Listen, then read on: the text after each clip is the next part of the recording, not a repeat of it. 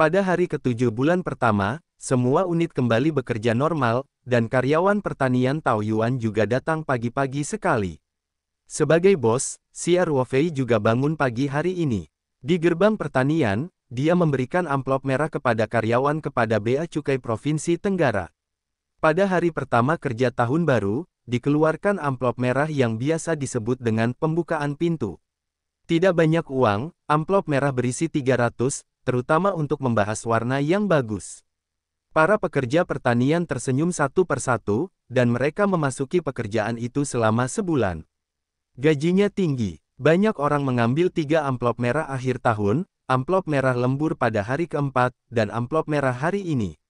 Ditambah dengan gaji bulanan sebesar 5.000, sebagian besar orang bahkan mendapat penghasilan lebih dari pekerja kantoran di kota bulan ini. Oleh karena itu, setiap orang juga sangat termotivasi, dan rasa memiliki terhadap pertanian semakin kuat. Cao Tishu segera memanggil semua orang untuk bekerja di rumah kaca. Setelah tanam hari keempat, sayuran baru tersebut hanya dirawat oleh petugas yang bertugas setiap hari, dan masih banyak pekerjaan yang menunggu untuk diselesaikan. Xiaopang Panghao juga secara resmi datang ke pertanian untuk bekerja, yang juga membuat Xia Ruofei menyadari bahwa sangat mendesak untuk memulai kembali pembangunan di pertanian tersebut. Kini kantor sementara Panghao juga terletak di sebuah kamar di lantai 1 villa. Ye Lingyun juga tinggal di villa, yang tentunya bukan solusi jangka panjang. Xia Ruofei memutuskan untuk mencari Liang Qichao dalam 2 hari terakhir. Orang-orang teknik di pertanian menyelesaikannya dengan sangat indah. Sekarang saya harus membangun gedung lain, dan tentu saja saya tetap pergi ke sana. Namun, sebelum ini, Xia Ruofei masih memiliki satu hal yang harus dilakukan setelah festival. Semua unit telah kembali bekerja, villa ini telah dinegosiasikan sebelum transaksi, hari ini akan melakukan transfer barang. Xia Ruofei melakukan perjalanan pulang pergi di pertanian. Setelah memperhatikan waktu, dia meninggalkan pertanian pada tanggal 15 dan langsung menuju kota Sanshan. Kemarin, agen pemilik villa ini menghubungi Xia Ruofei. Kedua belah pihak sepakat untuk bertemu pada pukul 10 pagi tadi. Xia Ruofei pertama kali pergi ke terminal bus dekat pusat transaksi real estate. Teman sekelasnya Guan Ping keluar dari perusahaan dengan alasan dia harus pergi ke pusat real estate. Xia Ruofei pergi ke terminal bus dan melihat Guan Ping berdiri di peron. Menunggu. Penampilan Cavaliers 15 terlalu bertenaga, dan ketika mobil perlahan condong ke samping, orang-orang yang menunggu mobil mau tidak mau menontonnya, termasuk Guan Ping. Namun, dia tidak menyangka mobil ini akan menjadi reuni kelas terakhir Xia Ruofei. Xia Ruofei masih mengendarai pikap kecil itu. Ksatria 15 berhenti di Guan Ping. Xia Ruofei menekan mobil di sisi kopilot, tersenyum dan melambai padanya. Guan Ping tiba-tiba melebarkan matanya. Naik bus. Kenapa kamu melakukannya? Aku akan difoto untuk sementara waktu. Xia Ruofei tertawa. Oh. Guan Ping kembali ke dunia nyata dan dengan cepat menarik pintu dan menaiki mobil. Sasis mobil ini sangat tinggi. Tindakan menaiki mobil agak mirip dengan truk besar. Anda harus memegang pegangannya terlebih dahulu, lalu satu kaki. Injak pedal dan gunakan tenaga untuk merangkak di dalam bus. Ketika Guan Ping naik bus, dia berseru, "Hei, jika kamu terbang, kamu adalah senapan untuk senjata. Tidak, kamu adalah ketapel kecil untuk rudal jelajah." Mobil ini juga berteriak. Xia Ruofei tersenyum dan berkata, "Baiklah. Baiklah. Jangan terlalu baik." Guan Ping dengan berlebihan berkata, "Sepertinya saya pernah melihat mobil ini sekali di internet, jumlahnya lebih dari 10 juta. Hampir." Xia Ruofei berkata sambil tersenyum. "Kalian tidak boleh merampok bank." Guan Ping terkejut. "Belum lama ini, saya membuka truk pickup. Berapa ribu mobil mewah yang dibuka dalam beberapa hari. Ceritanya panjang, tapi aku sebenarnya tidak punya uang sebanyak yang kamu kira." Xia Ruofei berkata sambil tersenyum. "Saya tidak punya mobil ini yang bernilai semua uang saya. Aku punya waktu untuk memberitahumu pelan-pelan." Xia Ruofei mengobrol dengan Guan Ping sambil mengemudi, dan segera sampai di tempat yang ditentukan bernama kedai kopi di tepi kiri. Masih ada 10 menit dari waktu yang disepakati. Xia Ruofei dan Guan Ping pertama kali menemukan tempat untuk duduk. Setelah beberapa saat, ponsel Xia Ruofei berdering. Dia melihat seorang wanita muda berjalan ke kedai kopi dengan kantong kertas dan berjalan sambil memegang ponsel dan melambaikan tangannya kepada wanita muda yang membawa ponsel. Wanita muda itu segera menutup telepon dan tersenyum dan berjalan menuju musim panas. Apakah Anda Tuan Xia? Wanita muda itu berinisiatif untuk menghubungi Xia Ruofei. Xia Ruofei berjabat tangan dengannya dan tersenyum dan berkata, "Halo, saya Xia Ruofei. Hari terakhir kami melewati telepon, saya Zhao Xuexing." Wanita muda itu berkata sambil tersenyum. "Saya tidak menyangka Tuan Xia masih begitu muda." Xia Ruofei tersenyum dan berkata, "Saya tidak menyangka Zhao Jie begitu anggun."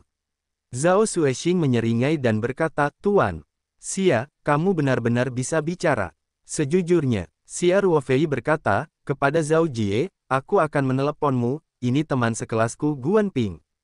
Dia paham dengan proses transaksi real estate, jadi saya akan siap menanyakan beberapa hal spesifik tentang transfer tersebut."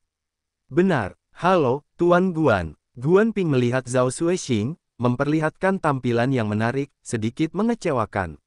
Sampai Zhao Xuexing berinisiatif untuk menyapanya, dia baru kembali dan dengan cepat berkata, "Halo Saudari Zhao."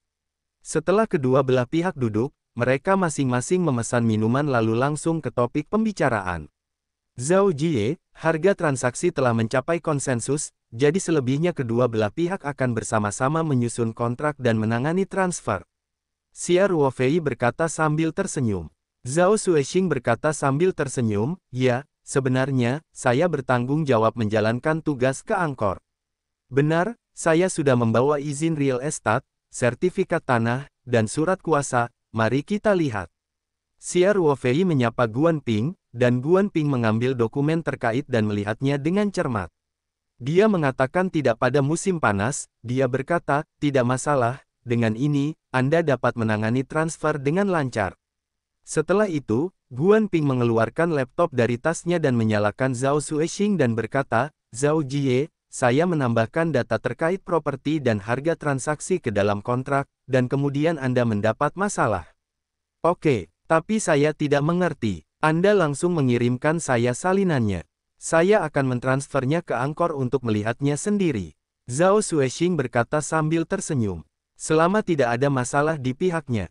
"Oke." Guan Ping dengan terampil membuka teks kontrak standar yang telah dia modifikasi sebelumnya, dan kemudian mengisi informasi yang relevan dengan lisensi real estate, sertifikat tanah, dan surat kuasa, dan dengan cepat menyelesaikan kontrak. "Ada gratis di kedai kopi." Zhao Xuexing melaporkan nomor kotak surat ke Guan Ping, dan Guan Ping langsung mengirimkan kontrak kepadanya melalui surat. Tepat setelah tim Guan Ping selesai, Zhao Xuexing menerima pengingat di ponselnya. Ketika dia membuka telepon untuk beberapa operasi, dia tersenyum dan berkata, "Saya sudah meneruskannya ke Angkor. Mari kita tunggu dia membalas." "Ya, aku diganggu oleh Saudari Zhao hari ini." Xia Ruofei berkata sambil tersenyum. "Sama-sama, saya juga dipercaya oleh orang-orang." Zhao Xuexing tersenyum dan berdiri dan berkata, "Ada sesuatu di perusahaan, maka saya akan pergi." "Oke." Xia Ruofei berkata, kepada Zhao Jie, "Anda bertukar informasi kontak dengan Guan Ping. Ketika saya mendapatkan beberapa hal, saya membiarkan dia menghubungi Anda secara langsung." "Tidak masalah." Zhao Xuexing membagikan kartu namanya dan menyerahkannya kepada Guan Ping. Agen real estate Guan Ping juga memiliki kartu nama. Dia segera menemukannya, dan bersama dengan informasi real estate, dia memberikannya kepada Zhao Xuexing. Terlihat bahwa Guan Ping tampaknya agak berhati-hati dalam menghadapi Zhao Xuexing. Setelah Zhao Xuexing pergi, Xia Ruofei dan Guan Ping duduk kembali. Xia Ruofei berkata, "Pingzi, saya akan memberikannya kepada Anda ketika saya mentransfer akun. Ketika saya perlu menandatangani dan membayarnya, saya akan menelepon saya ketika saya membayar.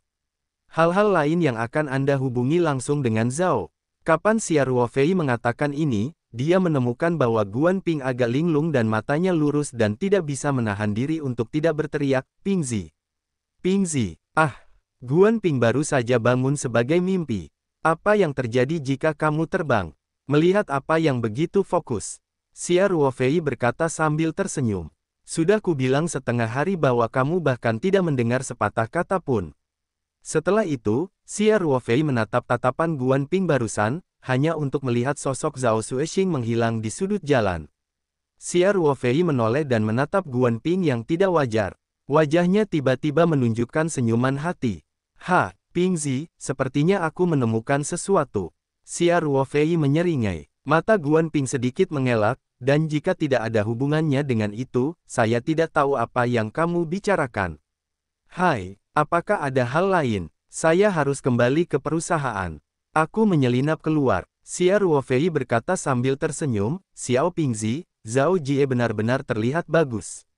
Bentuk tubuh yang bagus dan temperamen yang baik, jika kamu tidak keberatan dengan saudara ipar, kamu bisa pergi dengan berani. Apakah ada yang salah dengan anakmu? Guan Ping berkata, jangan bicara omong kosong, percaya atau tidak, apapun transfermu. Tidak percaya. Xia Ruofei menyeringai, selama agennya adalah Zhao Xuexing, kamu tidak boleh peduli. Guan Ping sangat marah sehingga dia bisa meletakkan laptopnya, dan dia akan berhenti dan berkata, jika kamu terbang, jangan bicara di depan Zhao Jie. Ini hanya masalah mataku, ayo katakanlah. Ketika orang melihatnya, mereka adalah orang kaya. Xia Ruofei mengulurkan tangan dan menepuk bahu Guan Ping dan berkata, Pingzi, jangan sombong, suka pergi dengan berani. Saudara-saudara mendukungmu. Tapi sekali lagi, saudari Zhao ini masih belum menyadari situasinya. Kalau ada yang tahu sebuah keluarga, itu saja, pihak ketiga tidak bisa berbuat apa-apa. Guan Ping tersenyum pahit, jika kamu terbang, menurutmu apakah aku orang seperti itu?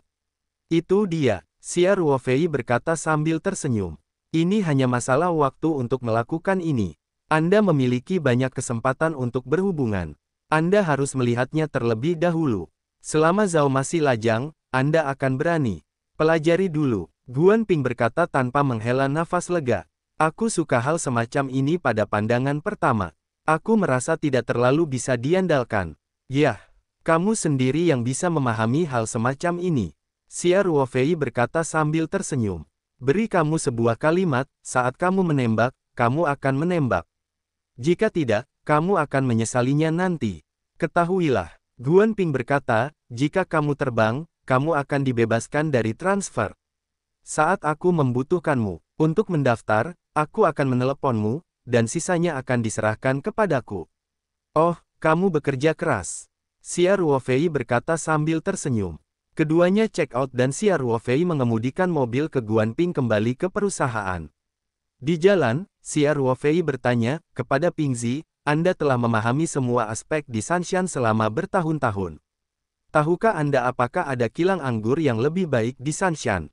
Saya ingin membeli sejumlah minuman keras. Xia Ruofei tiba-tiba teringat akan gagasan terakhirnya. Dia ingin mendapatkan minuman keras di ruang peta roh.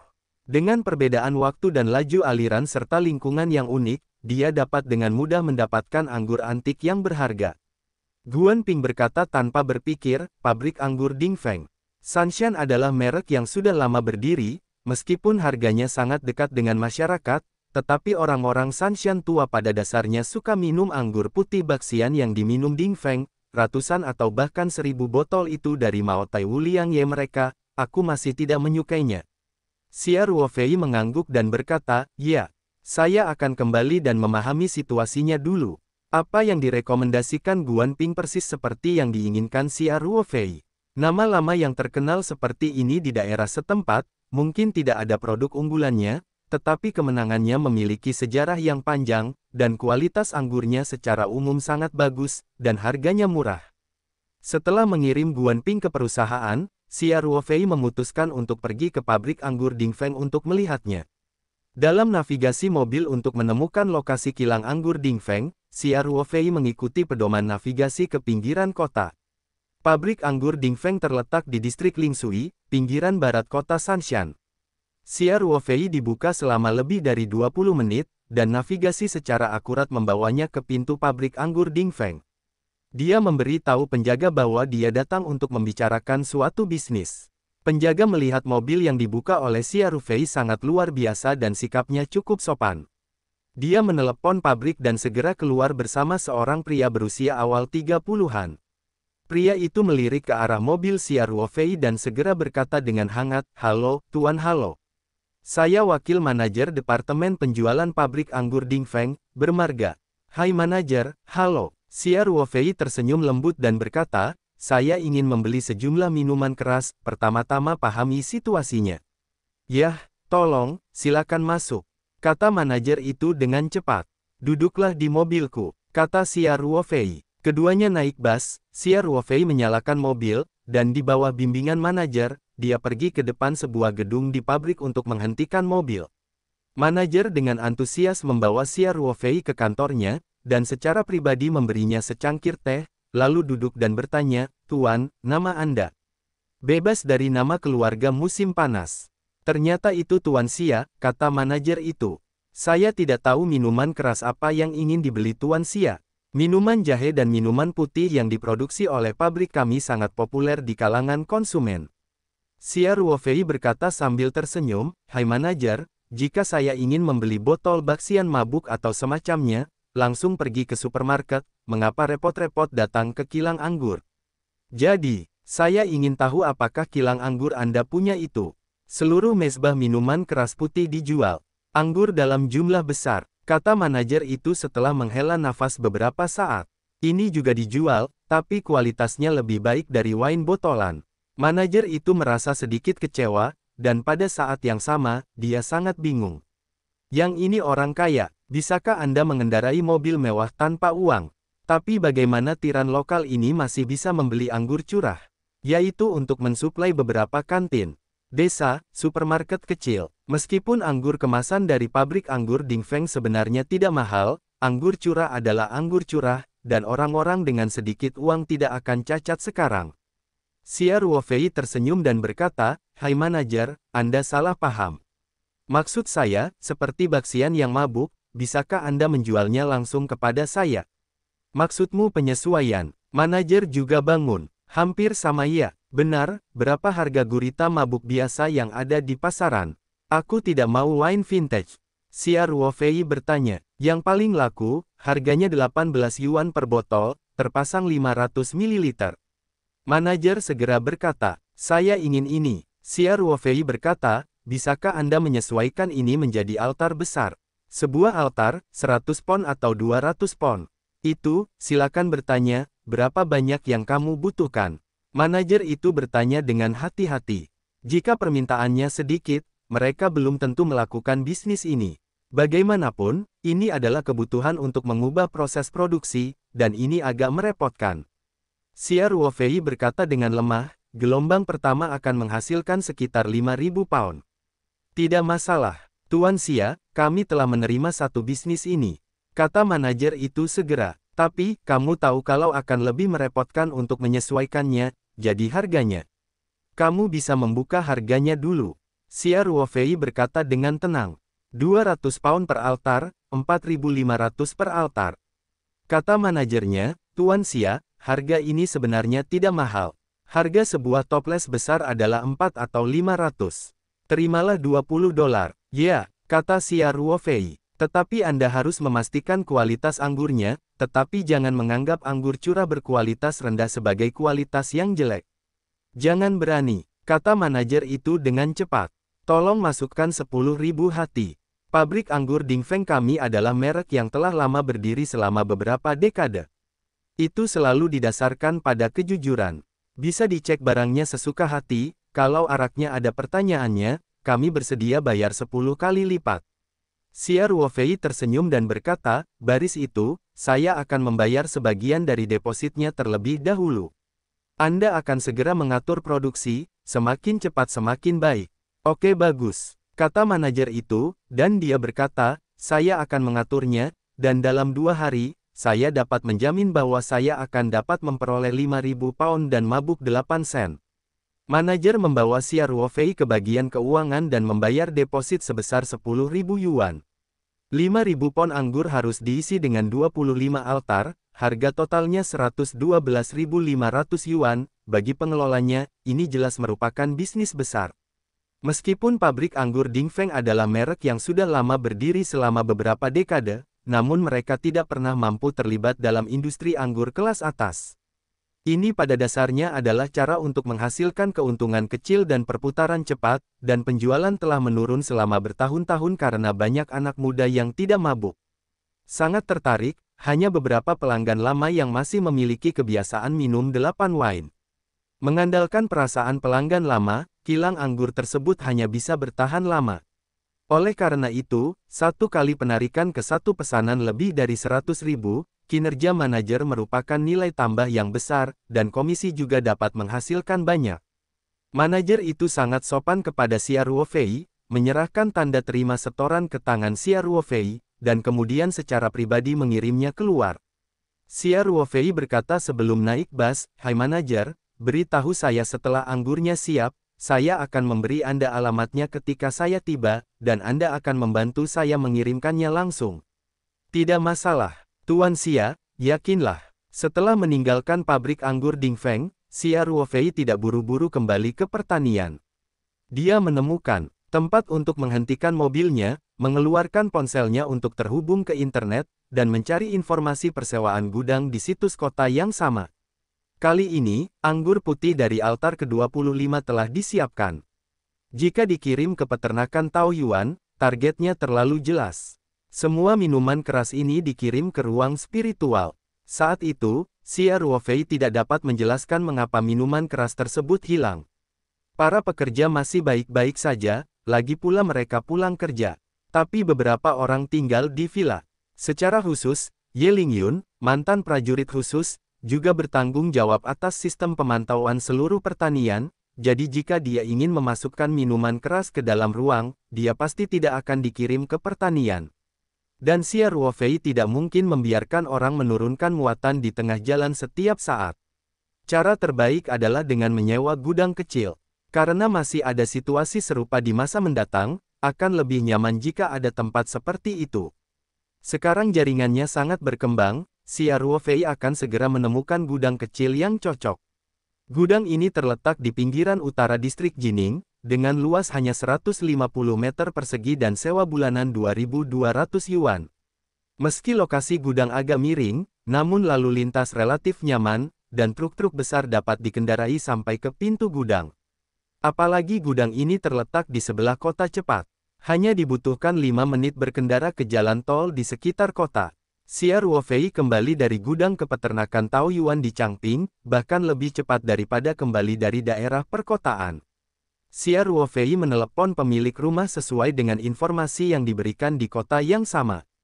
Mendengar gudang tersebut belum disewakan, ia langsung mengutarakan keinginannya untuk melihat pemandangan tersebut. Kemudian dia berkendara langsung dari distrik Lingshui di pinggiran barat menuju distrik Jining di pinggiran utara. Setelah Xia Ruofei benar-benar memeriksanya, saya merasa mirip dengan informasi persewaan online, dan semua aspek gudang sesuai. Saya memutuskan untuk menyewanya di tempat. Pemiliknya tentu saja sangat gembira, dan segera kedua pihak menandatangani kontrak sewa, dan Xia Ruofei membayar seluruh uang sewa selama setahun penuh. Setelah mendapatkan gudang, Xia Ruofei kembali ke pertanian Taoyuan. Dalam 2 hari berikutnya, Xia Ruofei melewati hari yang santai. Hal-hal terkait pemindahan rumah itu terkait dengan tingkat tindak lanjutnya, dan dia tidak perlu khawatir. Dilihat dari tanggapan Guan Ping, proses transfernya sekitar seminggu lagi. Jika masih demikian, jika ingin mengajukan KPR, bisa saja ditunda selama 1 bulan. Tentu saja, Xia Ruofei hanya perlu menandatangani beberapa kata di akhir, dan pembayarannya akan baik-baik saja.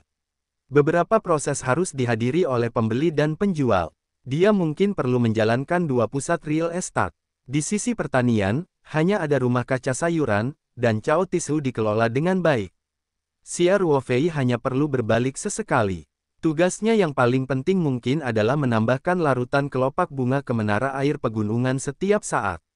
Sayuran di rumah kaca tumbuh dengan sangat baik, dan para staf pertanian takjub. Mereka mengatakan bahwa ini adalah sayuran baru, yang tumbuh jauh lebih cepat daripada sayuran biasa. Mungkin diperlukan waktu kurang dari sebulan untuk melihat batch pertama sayuran.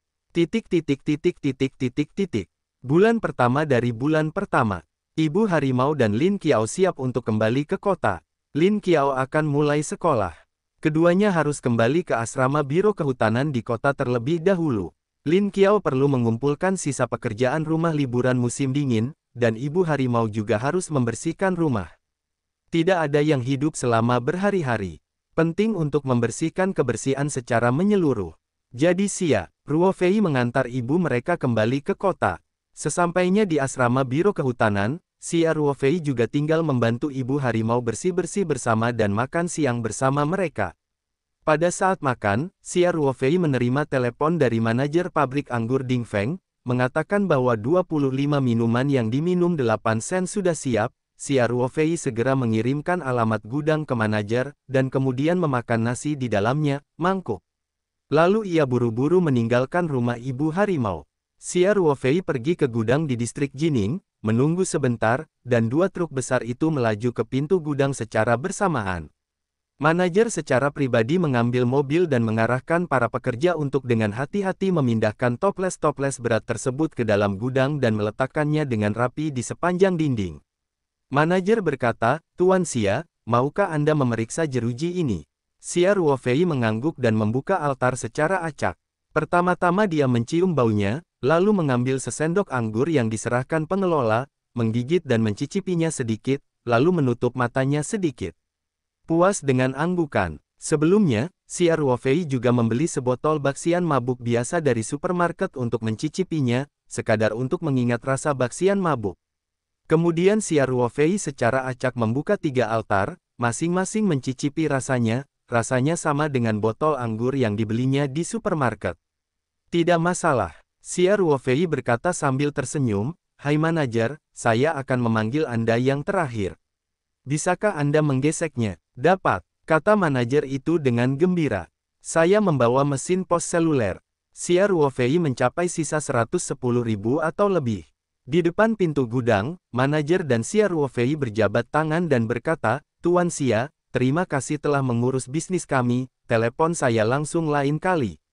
"Ya," Ruo Fei berkata, "kamu telah bekerja keras hari ini, lakukan perlahan. Tuan Xia tetap di sini."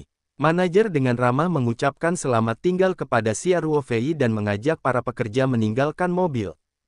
Ruo Fei kemudian kembali ke gudang, mengunci pintu gudang dari dalam, dan kemudian menutup semua kisi-kisi ventilasi, yang memunculkan gambaran spiritual dari telapak tangannya. Gulungan gambar spiritual yang kuno terlihat sangat tidak mencolok. Kecuali Ruo Fei, tidak ada yang tahu bagian dalam gulungan yang tampaknya tua itu, tetapi berisi ruang ajaib.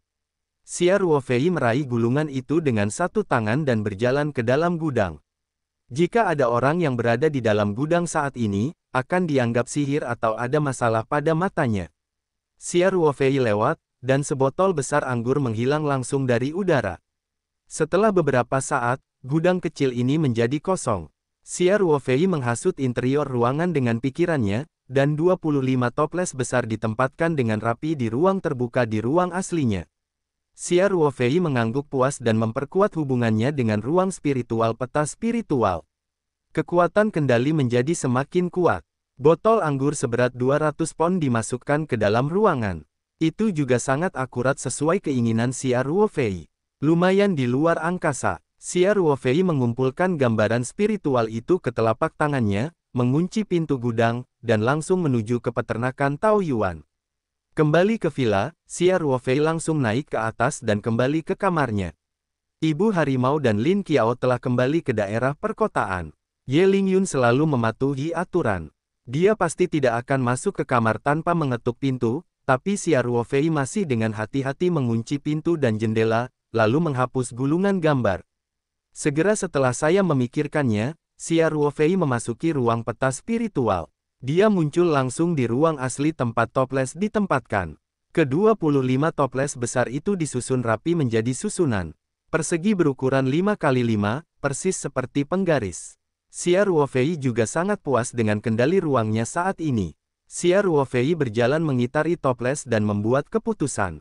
Dia berjalan ke ruang Lingtan dan mengambil rak dengan kelopak bunga eksotis dan kembali ke sisi toples. Ruo Fei membuka salah satu toples, lalu menggunakan pinset untuk menjepit kelopak bunga dari rak ke dalam toples. Dia bersiap untuk dijadikan sebagai harta karun, untuk menjaga dirinya sendiri atau teman dekatnya. Sekarang dia memiliki 21 kelopak, dan setelah menggunakan satu, tersisa 20 kelopak, cukup untuk penggunaan baru-baru ini. Menutup toples, Xia Ruofei membuat tanda di toples ini. Kemudian dia pergi menggali tanah luar angkasa, menabrak kolam luar angkasa, mencampur menjadi pasta, dengan hati-hati menutup altar setiap toples untuk menyegel kilang anggur Dingfeng ketika dikirim, ada juga tindakan penyegelan. Namun, Xia Ruofei masih lebih mengandalkan metode kuno ini, jadi dia menambahkan asuransi ganda. Setelah melakukan ini, dia berpatroli lagi di ruangan itu. Remaja naga merah telah tumbuh beberapa sentimeter, dan mereka jelas berbeda dengan saudara-saudaranya di kolam ikan besar.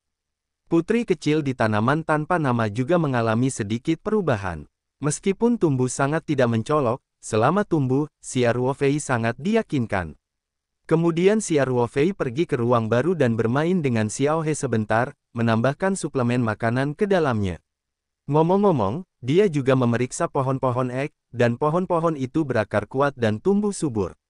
Xia Ruofei melepaskan semua tongkat kayu sebagai penyangga. Soal layak atau tidaknya menanam travel di akhir tahun, perlu waktu untuk mengujinya. Namun, dengan pengalaman sukses menanam di ruang aslinya, Xia Ruofei juga penuh percaya diri. Setelah pemeriksaan, Xia Ruofei berbaring santai di kompartemen kargo belakang ATV, dengan rumput kecil di mulutnya. Rerumputan di angkasa memiliki wangi yang khas, yaitu wangi rumput yang sangat murni. Xia Ruofei sedikit menutup matanya dan membangkitkan semangatnya. Xiao Hei diam-diam berada di sampingnya. Xia Ruofei sedang mempertimbangkan langkah pengembangan selanjutnya. Perkebunan Taoyuan sudah berada di jalur yang benar dalam budidaya sayuran. Dia tidak perlu terlalu khawatir. Dia hanya perlu memasok benih berteknologi tinggi, kecau tisu secara teratur, dan ingat untuk menambahkan larutan kelopak ke menara air. Pemotongan sukulen bisa menghasilkan 2 atau 300 ribu yuan sebulan, tetapi hal ini harus dilakukan dengan tangan. Dari memotong bibit hingga mengirimkannya, hanya Xia Ruofei yang dapat melakukannya sendiri. Sekarang barang-barangnya menjadi semakin banyak. Lebih banyak, terlalu banyak masalah. Xia Ruofei mempertimbangkan apakah bisnis tanaman sukulen juga bisa dialihkan ke dunia luar. Tentu saja masalah terbesarnya adalah waktu. Lambatnya pertumbuhan daging di dunia luar sungguh mengerikan. Jika masalah ini tidak dapat diselesaikan, maka secara bertahap usaha tersebut akan terhenti.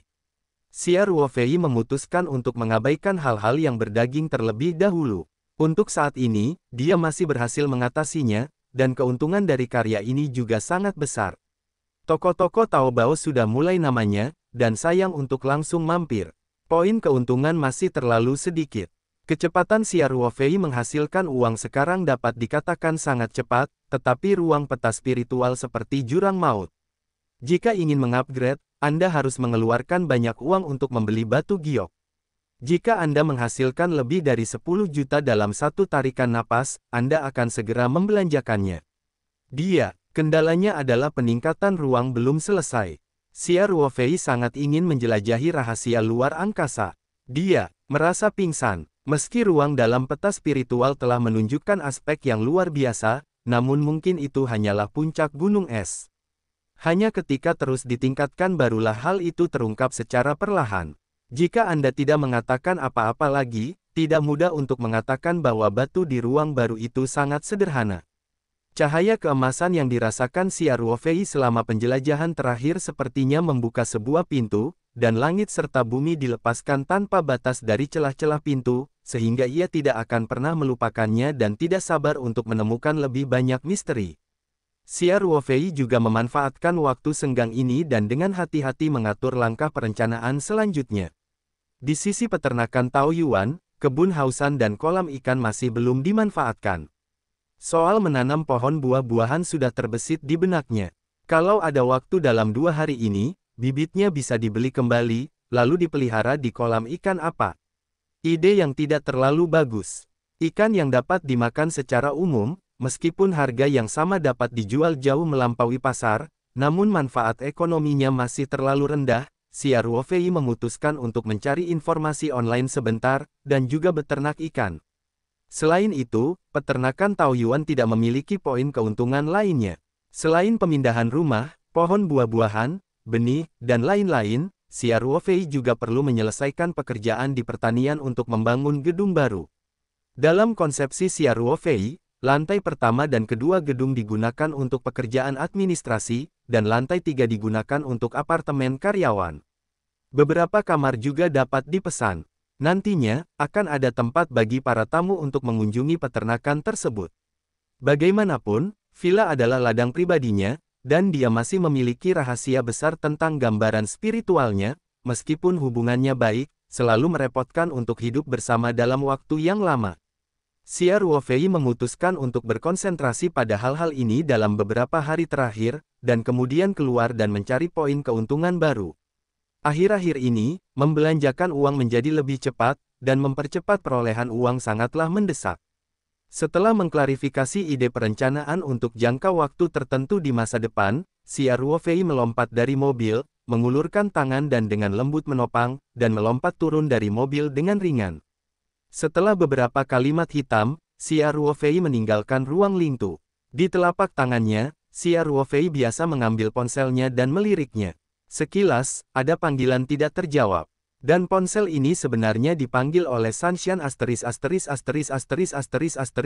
Tian Huilan, alis Xia Ruofei. Apa pentingnya membiarkan Tian Suji menelepon dirinya sendiri? Dia segera menelepon kembali dengan ponselnya, musim panas kecil. Tian Huilan segera menjawab telepon dan berkata dengan penuh semangat. Xia Ruofei tidak bisa menahan diri untuk tidak mengangkat alisnya. Tapi ini adalah pemimpin tertinggi kota Sanshan, kader terkemuka di tingkat provinsi dan kementerian. Upaya menaikkan gas tentu bukan sesuatu yang bisa dibayangkan oleh masyarakat awam. Pada saat ini, nada suara Tian Huilan membuat Xia Ruofei menyadari bahwa itu mungkin tidak kecil. Xia Ruofei berkata, "Sekretaris Tian, saya minta maaf, ponselnya tidak ada. Apakah Anda mencari saya?" "Xiao Xia, salah satu tetua saya dalam kondisi kritis dan telah meninggal." Tian Huilan berkata, "Saya ingin bertanya, dapatkah Anda membantu saya dengan diagnosis dan pengobatan?" Faktanya, Xia Ruofei menebak 7 atau 8 poin ketika melihat panggilan tak terjawab Tian Huilan. Dalam kesan Tian Huilan, tangan terbaik Xia Ruofei tidak diragukan lagi adalah medis. Selain merawat orang sakit dan menyelamatkan orang, sekretaris tidak bisa menelepon secara pribadi. Mencari dia beberapa sayuran. Xia Ruofei bertanya dengan tenang, "Sekretaris Tian, apakah ini penyakit serius?" "Kanker hati stadium akhir," kata Tian Huilan. Xia Ruofei tiba-tiba mengerutkan kening. Dia tidak percaya pada kelopak bunganya, tetapi akar penyebab penyakitnya adalah penyakit mematikan, dan kanker masih relatif berbahaya. Sulit ditemukan pada tahap awal, pengobatannya sulit, dan tingkat kelangsungan hidup sangat rendah. Hal ini kemungkinan besar akan menimbulkan banyak masalah bagi diri Anda sendiri. Kantor sekretaris. Tian Huilan mendengar keheningan di telepon dan tidak bisa menahan senyum. "Saya benar-benar sakit dan sakit." Keterampilan medis Xiao Xia memang brilian. Tangkai hati ayahnya dan autisme Huan Huan tidak dapat membantunya. Bahkan otak ayah saudara perempuannya sangat berdarah, dia sudah sekarat dan dia terselamatkan. Tapi Song sudah tua, tapi kanker hati sudah stadium lanjut. Dalam identitas Song Lao, namun ada jalan agar kondisinya tidak berkembang sedemikian serius, dan beberapa waktu lalu harus berangkat ke Jerman untuk menjalani operasi, masih belum ada cara untuk mengendalikan penyakitnya, dan akhirnya memilih untuk kembali ke rumah. Dalam hal ini, tidak ada jalan bagi para dewa. Sangat sulit mencari bantuan untuk Xiao Xia. Memikirkan hal ini, Tian Huilan berkata, "Xiao Xia, ini aku. Sekretaris toko, saya bisa mencobanya." Xia Ruofei menyela kata-kata Tian Huilan dan berkata, "Ah."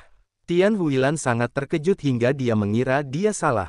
"Ku bilang, aku bisa mencobanya." Xia Ruofei berkata, "Tetapi saya tidak percaya diri, terutama jika saya belum menemui pasiennya."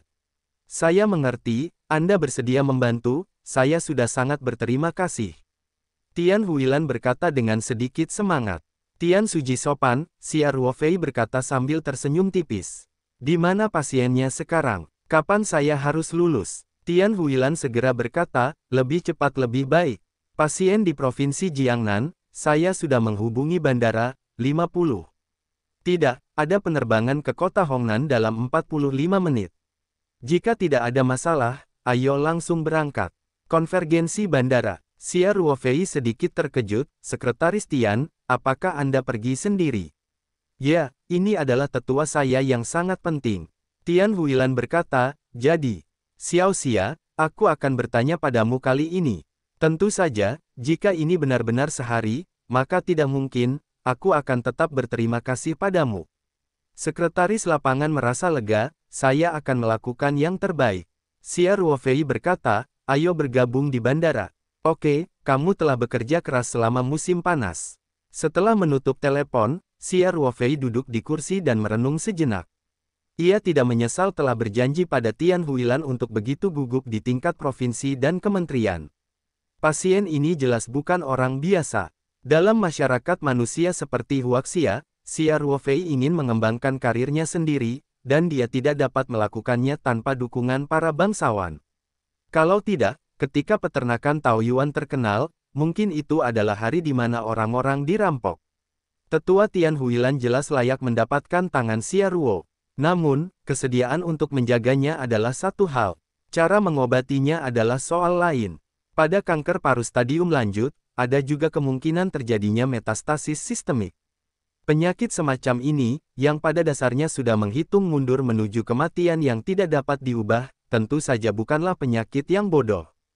Jika Anda melakukan ini, sebagian besar dari mereka tidak hanya akan dapat menuai rasa terima kasih dari orang besar, tetapi juga kemungkinan besar akan memicu bencana besar bagi diri Anda sendiri. Orang bodoh akan tahu bahwa Xia Ruofei menyembunyikan rahasia besar. Kanker yang terlambat tidak lebih akut dibandingkan pendarahan. Otak pria yang terakhir. Rahasia bisa menyembuhkan penyakit mematikan maut, siapa yang tak ingin berada di tangan sendiri. Semakin besar orang, semakin mereka mencintai hidup mereka. Ketika Xia Ruofei berpikir sedikit, dia mengambil gambar roh itu, dan pikirannya pergi ke ruang aslinya. Sebelum dia pergi, dia memiliki beberapa persiapan yang harus dilakukan. Laju aliran waktu di ruang asli ini 30 kali berbeda dengan dunia luar. Xia Ruofei tidak mengkhawatirkan waktu. Dia menemukan beberapa botol porselen dan menaruh seluruh botol di salah satu botol porselen, langsung ke dalam rangkaian kelopak bunga eksotis.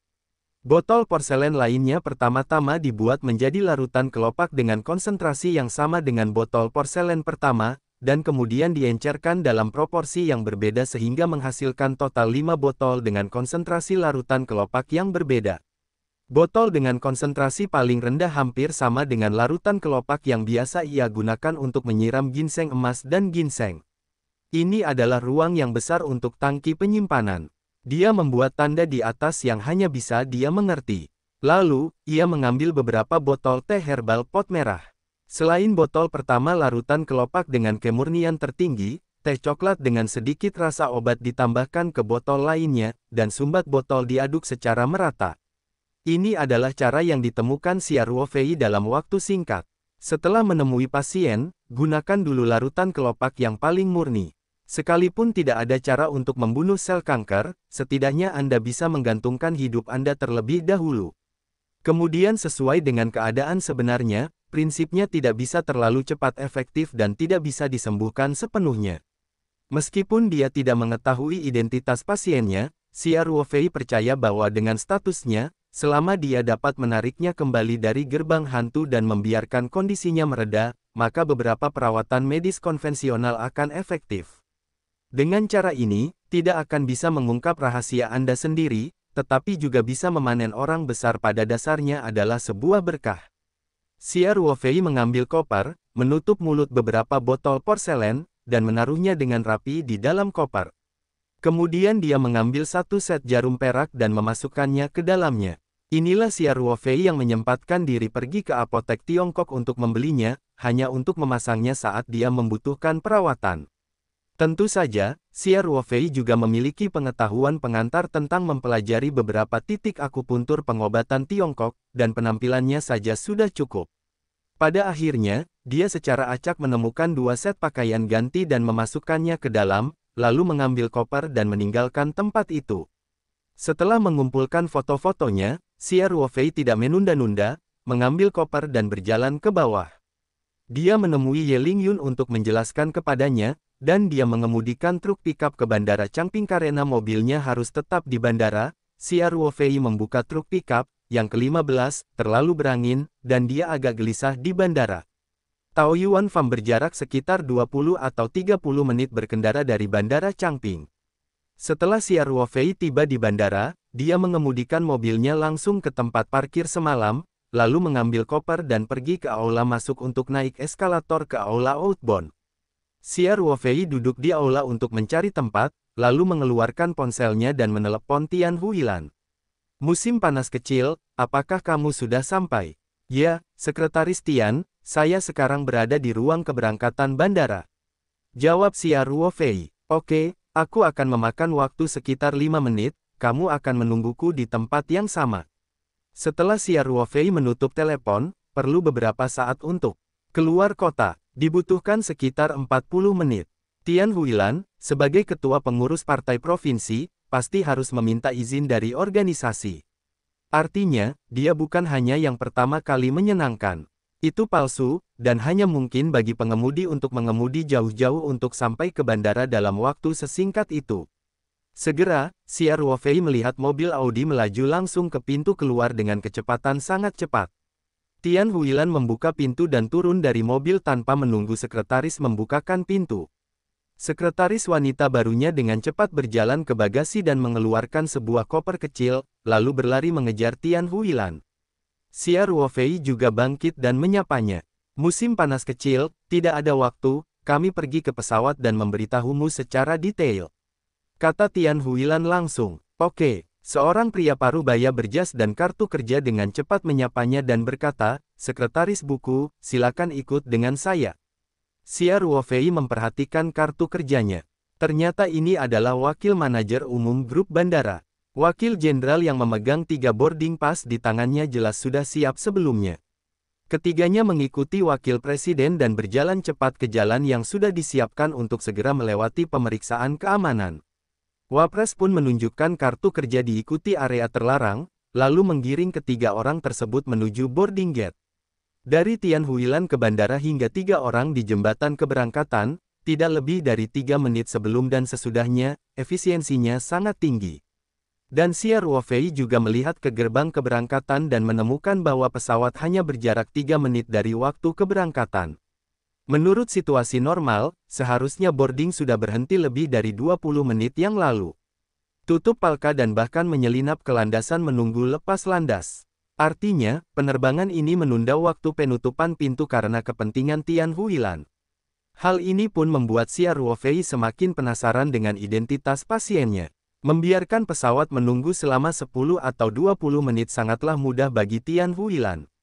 Kuncinya, kader senior seperti dia umumnya sangat menyukai ketenaran.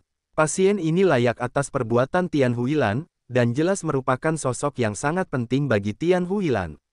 Xia Ruofei memikirkan hal ini di dalam hatinya, dan langkah kakinya tidak lambat. Mereka bertiga segera sampai di pintu kabin. Kepala kru secara pribadi menyambut di pintu dan membimbing ketiganya ke kelas 1. Sekretaris Tian Huilan menyerahkan bagasi untuk keduanya, dan dengan hormat menyerahkan kursinya di kelas ekonomi kepada Tian Huilan dan Xia Ruofei. Setelah pesawat menaiki pesawat segera menutup palka, dan kemudian ketika Xia Ruofei dan Tian Huilan masih mengenakan sabuk pengaman, badan pesawat bergetar dan traktor mulai meluncurkan pesawat. Segera setelah pesawat melewati taxiway menuju kepala runway, tidak perlu menunggu sedetik pun, runway langsung dibuka. Setelah badan pesawat dipasang, tidak berhenti dan langsung ditambahkan daya dorong lepas landas. Airbus A380 mulai berakselerasi, lepas landas. Artinya, pihak pengelola bandara juga membuka jalur hijau bagi pesawat. Saat Tian Huilan tiba, pesawat langsung mengikuti rangkaian take-off penerbangan pertama, tanpa menunggu lama, lalu terbang. Setelah pesawat lepas landas, Tian Huilan menoleh ke arah Xia Ruofei dan berkata dengan rasa terima kasih, Xiao Xia, terima kasih. Sama-sama, Sekretaris Tian, saya tidak tahu apakah saya bisa membantu. Xia Ruofei berkata sambil tersenyum. Tidak peduli apa, aku akan menerima ini untukmu. Tian Huilan berkata, mengenai kondisi Lama Song, Anda hanya bisa mengatakan bahwa itu adalah manusia dan takdir. Apakah pasiennya bermarga Song? Xia Ruofei bertanya tanpa sadar. Otaknya juga berjalan cepat, memikirkan nama-nama besar Song di Tiongkok, tetapi Xia Ruofei tidak tahu banyak tentang politik Huaxia. Kecuali jika itu adalah sosok khusus tingkat tinggi, Xia Ruofei mungkin tidak mengetahuinya. Dan pria besar yang dia kenal bernama Song punya satu, tapi posisinya terlalu tinggi, Xia Ruofei tidak berani memikirkannya. Dan jika penyakitnya sangat serius, seharusnya pengobatannya dilakukan di ibu kota Beijing. Bagaimana bisa di provinsi Jiangnan? Saat pikiran Xia Ruofei berubah tajam, Tian Huilan berkata sambil sedikit tersenyum, "Xiao Xia, jangan menebak, itu adalah lagu lama yang kamu inginkan." Xia Ruofei tiba-tiba membuka mulutnya dan bertanya, "Kamu, maksudmu ibu kotanya?" Berbicara tentang ini, Xia Ruofei mengacungkan jarinya ke atas dan mengarahkan jarinya dan melanjutkan, "Itu." Tian Huilan mengangguk dan berkata, "Kamu tidak menyadari bahwa dia jarang muncul di berbagai gambar berita selama setahun terakhir."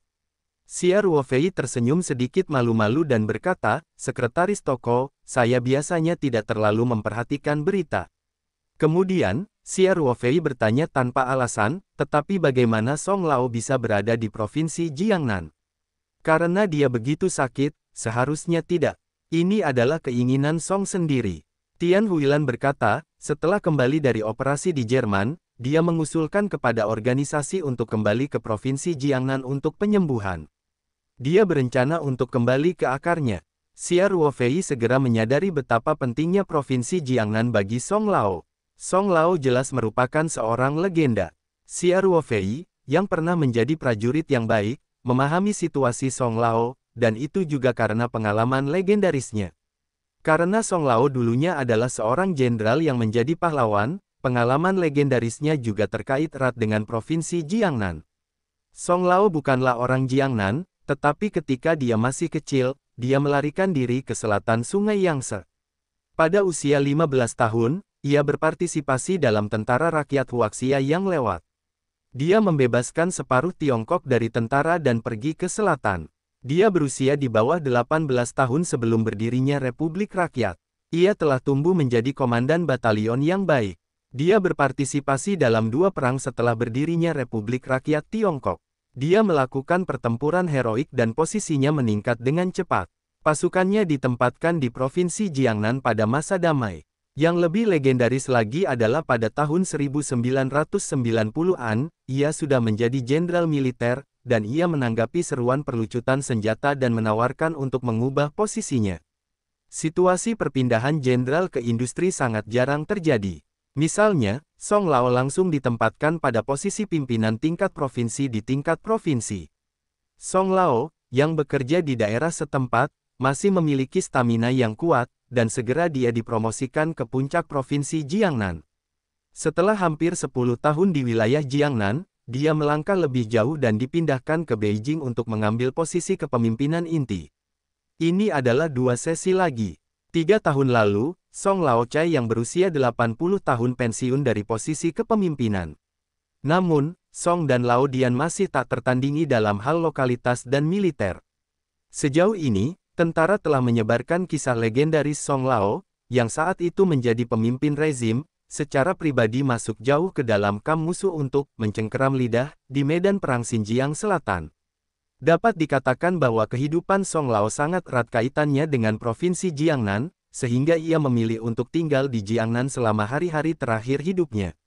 Xia Ruofei berpikir bahwa dia bisa melihat idola tentara yang tak terhitung jumlahnya, legenda dalam legenda, dan dia harus mengobati kanker untuknya.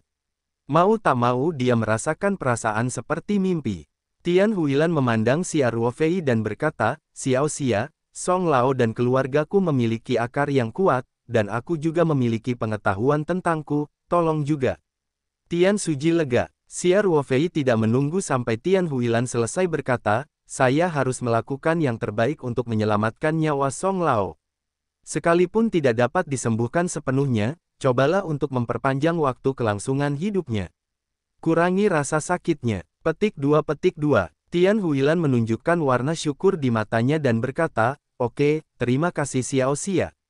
Sepanjang perjalanan, Xia Ruofei berada dalam keadaan turbulensi, dan tak lama kemudian pesawat mulai turun perlahan, dan akhirnya mendarat dengan mulus di landasan dari Bandara Internasional Hongzhou. Bisakah Anda segera melihat Song Lao? Hati Xia Ruofei sangat gugup dan bersemangat. Pesawat keluar dari landasan dan secara akurat diparkir di tempat parkir melalui taxiway. Setelah pesawat berhenti, jembatan segera muncul, tetapi pada saat yang sama sebuah mobil gang datang dan bersandar pada pintu di sisi kelas 1, dan pramugari membukakan pintu. Saat ini, Sekretaris Tian Huilan juga datang ke kelas 1. Ketiganya tidak memiliki jembatan koridor dengan penumpang biasa. Sekretaris Xiao Xiao mengambil bagasi Xia Ruofei dan Tian Huilan, lalu mereka turun dari pesawat langsung dari pintu kelas 1. Seekor citah militer berhenti di dekat pesawat. Seorang letnan kolonel bergegas maju dan menyapa Tian Huilan. Dia berkata, "Halo Sekretaris Tian. Saya diperintahkan untuk bertemu dengan Anda." Tian Huilan sedikit mengangguk dan berkata, "Kerja keras, ayo pergi." Ya, letnan kolonel membuka pintu citah, Xia Ruofei dan Tian Huilan pergi ke kursi belakang, dan Sekretaris Tian Huilan Xiao Xiao duduk di kursi penumpang. Letnan Kolonel segera naik kereta setelah menutup pintu untuk Tian Huilan dan memulai cita off-road. Namun mobil tersebut tidak menuju ke bandara, melainkan langsung menuju apron helikopter di kejauhan, dan kecepatan kendaraan juga jauh melebihi batas kecepatan bandara. Terlihat situasi Song Lao memang kurang optimis. Mobil belum berhenti, Xia Ruofei mau tidak mau mengangkat alisnya, karena ia melihat helikopter Mi-171 yang dicat kamuflase. Badan pesawat juga memiliki nomor yang dimulai dengan LH, melambangkan pesawat dari Angkatan Darat. Ketika mobil citah datang, baling-baling helikopter mulai berputar dan menunggu hingga mobil diparkir pada jarak yang aman di depan helikopter. Pesawat siap lepas landas. Letnan Kolonel membukakan pintu untuk Tian Huilan. Dia hanya bertanggung jawab mengoordinasikan bandara. Lalu dia mengirim orang ke sini. Jadi setelah Xia Ruofei turun dari bus, Letnan Kolonel berdiri di dekat mobil dan melambaikan tangan kepada ketiganya. Xia Ruofei, bersama aliran udara dari rotor, berlari menuju helikopter. Seorang pilot dengan setelan penerbangan biru berdiri di pintu kabin dan menarik Tian Huilan dan Sekretaris Xiao Xiao ke dalam pesawat. Saat pilot mengulurkan tangan ke Xia Ruofei sudah berlari 2 langkah, 1 kaki di gang, dan tubuh seperti citah masuk ke dalam pesawat, dan sebagai yang terakhir, Xia Ruofei biasanya berbalik dan bersiap. Tutup gang untuk menutup palka. Di Lone Wolf Commando, latihan naik pesawat ini telah dilatih ribuan kali dan telah membentuk refleks yang terkondisi. Baru setelah Xia Ruofei merasakan tatapan aneh dari pilotnya, ia bereaksi, memperlihatkan cibiran dan menarik tangannya. Pilot pun tersenyum dan menaikkan tangga dan segera menutup pintu. Kemudian dia menepuk bahu Xia Ruofei dan menyelinap ke telinga Xia Ruofei di tengah suara mesin pesawat yang besar. Dia berkata dengan lantang, "Astaga, apakah kamu pernah menjadi tentara sebelumnya?" Gerakannya sangat standar. Xia Ruofei menyeringai dan mengangguk padanya. Pilot mengacungkan jempol ke arah Xia Ruofei sebelum dia masuk ke kokpit. Xia Ruofei duduk, helikopter itu berkibar dengan lembut, lalu naik ke tanah. Setelah naik ke ketinggian tertentu, hidungnya sedikit tenggelam dan helikopter mulai terbang cepat menuju barat Hongzhou. Helikopter militer tidak lebih dari pesawat sipil. Kabin penuh dengan suara gemuruh yang besar, dan karena ketinggian penerbangan yang rendah, dampak aliran udaranya relatif besar, sehingga masih sangat bergelombang di sepanjang perjalanan. Wajah Tian Huilan dan Sekretaris Xiao Xiao agak pucat, dan tangan mereka terkatup erat. Ini adalah pertama kalinya mereka naik helikopter militer. Xia Ruofei justru sebaliknya, yang membuatnya menemukan perasaan yang sangat familiar. Di militer, dia telah menggunakan helikopter ini berkali-kali, terkadang berlatih, dan terkadang menjalankan tugas. Dalam kebanyakan kasus, pasukan komando ditutup di helikopter, dan lingkungan yang menderu serta bising adalah tempat terbaik untuk membangkitkan semangat mereka sebelum perang. Bahkan jika dia meninggalkan tentara, Xia Ruofei mendengar deru rotor pesawat, dan ada perasaan darah mendidih. Waktu penerbangannya tidak lama. Setelah sekitar setengah jam, pesawat mulai turun perlahan dan segera berhenti di tempat terbuka. Ketiga orang itu turun dari pesawat, dan sudah ada mobil komando lintas negara menunggu di kejauhan. Seorang mayor dengan tubuh kurus dan pendek diantar ke dalam mobil dan mobil tersebut dengan cepat melaju dari lokasi pendaratan helikopter.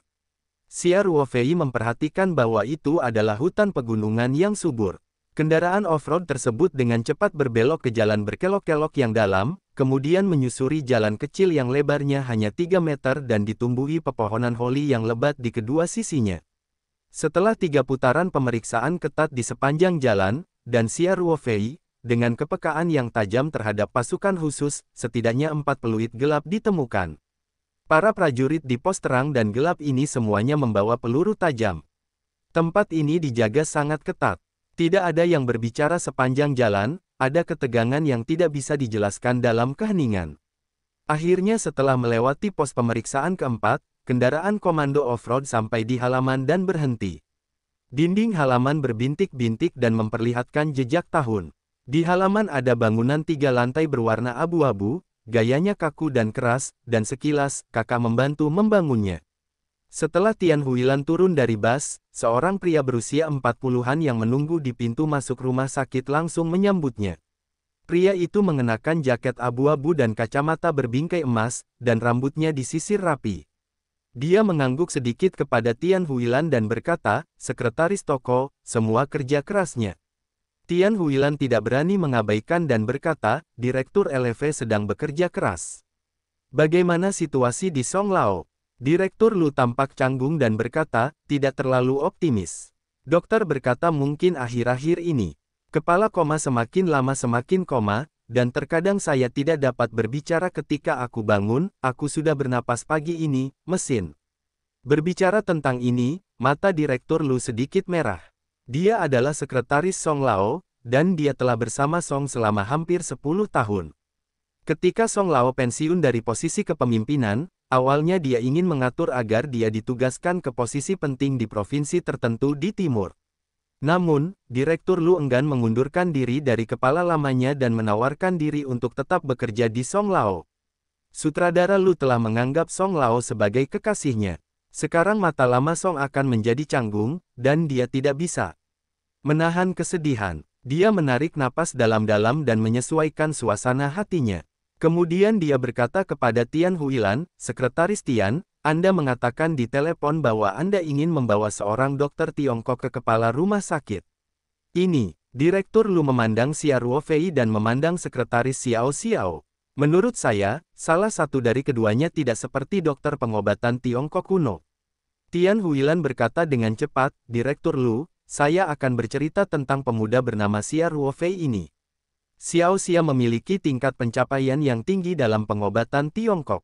Saya memintanya untuk datang ke Song Lao Jiao dan berharap dia dapat membantu penyakitnya." Direktur Lu tidak menyangka bahwa dokter pengobatan Tiongkok yang dikatakan Tian Huilan sebenarnya adalah seorang pemuda berusia 20-an. Dia tumbuh dengan takjub dan matanya keluar dengan cepat. "Sekretaris toko, tidakkah kamu bercanda?" Direktur Lu tampak tidak percaya. Tian Huilan berkata dengan serius, "Direktur Lu, saya takut membuat lelucon tentang Song Lao. Xiao Xia benar-benar dokter Tiongkok yang saya undang." Direktur Lu memandang Xia Ruofei dan berkata, "Tapi ini juga. Direktur Lu, jangan lihat Xiao Xia muda, keterampilan medisnya pasti tidak kalah dengan dokter terkenal di rumah sakit besar." Tian Huilan berkata, "Dan dia sangat ahli dalam pengobatan penyakit yang sulit." Berbicara tentang ini, Tian Huilan memandang Xia Ruofei dengan mata konsultasi. Xia Ruofei juga memahami arti Tian Huilan dan sedikit mengangguk. Jadi Tian Huilan melanjutkan, "Xiao Xia telah berhasil menyembuhkan autisme yang serius dan sepenuhnya menyembuhkan pasien hemoragik yang sakit kritis. Pasien ini telah diumumkan oleh Rumah Sakit Heng Feng Pulau Hong Kong bahwa tidak ada harapan untuk keselamatan." Direktur Lu sedikit terkejut. Dia memandang Xia Ruofei dan berkata, "Dokter Xia, saya tidak percaya Anda, hanya identitas jangka panjang." Xia Ruofei berkata sambil tersenyum tipis, "Saya mengerti ini. Direktur Lu, Sekretaris Tian, dia tidak akan mengambil umur panjang sebagai sandiwara, kamu harusnya sangat jelas tentang hal ini." "Saya mengerti ini." Direktur Lu berkata, "Tetapi semua perawatan jangka panjang dilakukan oleh kelompok ahli yang dikirim. Saya buru-buru menjalani pengobatan Tiongkok, dan saya belak-belakan, Dokter Xia masih sangat muda, saya khawatir itu kelompok ahli tidak ada di sana. Terlalu bagus untuk dikatakan." Setelah kembali ke Tiongkok, Song Lao memutuskan untuk datang ke Provinsi Jiangnan untuk penyembuhan. Segera setelah pengorganisasian, ia membentuk tim medis khusus, termasuk beberapa peralatan medis, yang semuanya diterbangkan dari satu udara. Selain itu, ia juga mengirimkan tugas khusus untuk memperkuat pengamanan jangka panjang. Kompi ini berasal dari tentara lama di mana Song Lao adalah kapten tentaranya. Loyalitas mutlak benar-benar dapat diandalkan. Semua program pengobatan Song Lao dirancang oleh kelompok ahli. Direktur Lu adalah sekretaris Song Lao dan tidak punya hak untuk berbicara tentang pengobatan. Direktur Lu, tidak bisakah Anda memikirkan solusinya? Tian Huilan bertanya dengan sedikit cemberut. Kami terburu-buru, hanya untuk melakukan sedikit usaha. Karena efek pengobatan sebelumnya tidak terlihat jelas dan kondisinya terus memburuk, mengapa tidak mencoba pengobatan-pengobatan Tiongkok? Tian Huilan tidak mengatakan, kuda mati sebagai dokter kuda yang hidup. Lagi pula, Song Laode sangat dihormati, dan terlalu tidak sopan membandingkan orang dengan kuda mati. Alasan saya mengerti, Sekretaris Tian, saya juga mengerti dan berterima kasih atas hati Song Lao. Direktur Lu berkata, tetapi tim medis ahli, pemimpinnya adalah kepala dokter muda Liang Haitao, dia tidak pandai berbicara. Petik 2. Tian. Huilan Xiu Mei berkata, apakah itu keluarga Liang? Direktur Lu mengangguk dan tidak mengatakan apapun. Ada beberapa keluarga besar di Tiongkok yang memiliki pengaruh kuat dalam politik dan perdagangan. Banyak anggota keluarga ini sering memegang posisi penting, dan nenek moyang mereka berasal dari masa perang. Setiap keluarga mempunyai kesulitan pada orang biasa. Akar imajinasi. Liang Jia adalah salah satu yang terbaik di keluarga ini. Kepala dokter muda Liang Haitao, bahkan Tian Huilan pernah mendengar namanya, baru berusia 30 tahun ini, resumenya bisa dikatakan emas. Setelah menyelesaikan Ph.D. di Fakultas Kedokteran Universitas Columbia, ia bergabung dengan stasiun bergerak pascadoktoral Harvard Medical School. Setelah 2 tahun bekerja, ia langsung menduduki jabatan wakil kepala dokter dan diangkat menjadi dokter kepala tahun lalu. Dia juga pemenang termuda dalam sejarah. Latar belakang keluarga yang begitu muda dan mempesona tentu saja arogan. Selain itu, Kepala Dokter Liang memiliki latar belakang studi di luar negeri selama bertahun-tahun, sangat mengagumi pengobatan Barat, menolak pengobatan Tiongkok, dan bahkan secara terbuka mempertanyakan pengobatan Tiongkok di internet. Dia diserang oleh banyak senior di industri pengobatan Tiongkok. Namun masyarakat tidak menanggapi kritik ini dengan serius, dan mereka tetap melakukan apa yang mereka inginkan. Inilah kecukupan keluarga besar. Liang Haitao sekarang bertanggung jawab atas tim medis ahli Song Lao. Ia ingin mengoordinasikan tim medis untuk menyetujui intervensi praktisi pengobatan Tiongkok, dan masih ada dokter pengobatan Tiongkok muda yang tidak dapat diandalkan. Tian Huilan juga mengalami situasi yang sulit. Pada saat ini, Xia Ruofei tiba-tiba berkata, Direktur Lu, Anda adalah yang paling jelas dalam situasi yang panjang. Jika Anda tidak menginginkan metode lain, menurut Anda apa yang saya tidak ingin katakan hasil akhirnya? Sejujurnya, bahkan jika saya menggunakan pengobatan Tiongkok, saya tidak memilikinya. Grasping hanya bisa dikatakan melakukan yang terbaik. Berbicara tentang ini, Xia Ruofei berhenti sejenak dan memandang Direktur Lu dan berkata, tetapi jika Anda tidak mencobanya, maka tidak ada harapan. Jika Anda mencobanya, Anda mungkin memiliki kesempatan. Jadi, Anda lihat Direktur Lu, masih Lu Liansheng. Kalimat terakhir Xia Ruofei bermakna dan bermakna. Itu tergantung apakah Dr. Lu mempertimbangkan masa depan politiknya atau benar-benar mempertimbangkan keselamatan Song Lao. Direktur Lu menunjukkan warna kusut di matanya. Untuk waktu yang lama, dia mengertakkan gigi dan berkata, bagus. Dokter, Xia, saya akan berjuang untuk itu. Lakukan yang terbaik. Bahkan jika Dr. Liang sangat tidak setuju, saya akan mencoba menciptakan peluang bagi Anda untuk mendekati Song Laos. Mata Xia Ruofei menunjukkan ekspresi penuh penghargaan. Terlihat sutradara Lu benar-benar membawa Song dan kerabatnya sendiri. Untuk mengetahui pejabat senior seperti Song Lao, rencana medisnya sangat ketat. Jika Direktur Lu benar-benar mengabaikan tim medis, biarkan Xia Ruofei masuk ke dalam pengobatan-pengobatan Tiongkok berarti mempertaruhkan kehidupan politiknya. Dan perjudian ini, dari sudut pandang Direktur Lu, wajahnya sebenarnya sangat kecil. Xia Ruofei masih terlalu muda, jadi seorang pemuda berkata bahwa ia dapat mengobati kanker hati stadium lanjut, itu sama saja dengan Arabian Nights. Namun, Direktur Lu membuat keputusan dengan harapan sekecil apapun, dan juga membuat Xia Ruofei sangat dikagumi. Direktur Lu melanjutkan dengan mengatakan, namun, prosedur peninjauan yang diperlukan masih sangat diperlukan. Hal ini juga dipahami oleh Dr. Xia Ruofei mengangguk dan berkata, saya bisa mengerti. Xia Ruofei pernah melakukan misi keamanan jangka panjang. Ia tahu betul bahwa tidak semua orang bisa berhubungan dengan jangka panjang, terutama karakter dinasti Song dan Laos yang memiliki disiplin keamanan yang ketat, namun setiap orang yang dekat dengannya harus menjalani tinjauan politik yang ketat. Inilah sebabnya Direktur Lu tidak berani melanggarnya. Tian Huilan juga sudah melakukan persiapan. Dia menunjuk ke sekretaris Xiao Xiao. Xiao Xiao segera mengeluarkan selembar kertas dari tasnya dan menyerahkannya kepada Tian Huilan. Setelah menerima kasus tersebut, Tian Huilan menyerahkannya kepada Direktur Lu dan berkata, Direktur Lu, situasi dasar Xiao Xia ada di sini. Direktur Lu mengangguk dan mengambil kertas itu dan melihatnya sekilas. Ia menyerahkannya kepada mayor yang baru saja mengambil kesempatan untuk menjemput orang tersebut. Dia berkata, Suwu, kamu harus segera memeriksa informasinya, cepat. Ya, sang mayor mengambil kertas itu dan segera kembali ke halaman. Direktur Lu berkata kepada Tian Huilan, masuklah ke Tian. Mari kita istirahat di lantai pertama. Lantai tempat Song berada sepenuhnya terkendali, dan lelaki tua itu masih koma.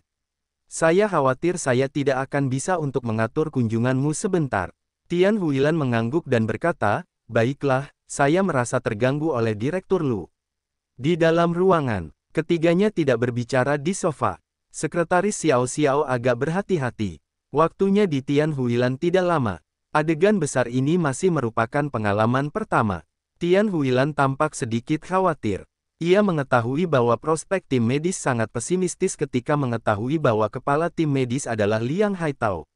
Dia tidak khawatir tentang masa depan politiknya. Song Lao dan keluarganya memiliki akar yang dalam. Dia juga ingin melakukan yang terbaik dari lubuk hatinya. Kalau tidak, jika dia mempertimbangkan kehidupan politik, dia tidak akan bertanya pada Xia Ruofei apakah dia ingin tahu. Perawatannya sendiri mempunyai resiko yang besar. Apalagi Tian Huilan adalah wakil kader tingkat provinsi dan kementerian, dan pengurus partai provinsi sudah memiliki yayasan sendiri, dan tidak berarti orang lain bisa menekannya jika ingin menekannya. Dia sepenuhnya mengkhawatirkan keselamatan Song. Sebaliknya, Xia Ruofei adalah yang paling tenang, dan dia bersandar di sofa dengan mudah dan menutup matanya. Ini bukan pengabaian Xia Ruofei terhadap Song Lao.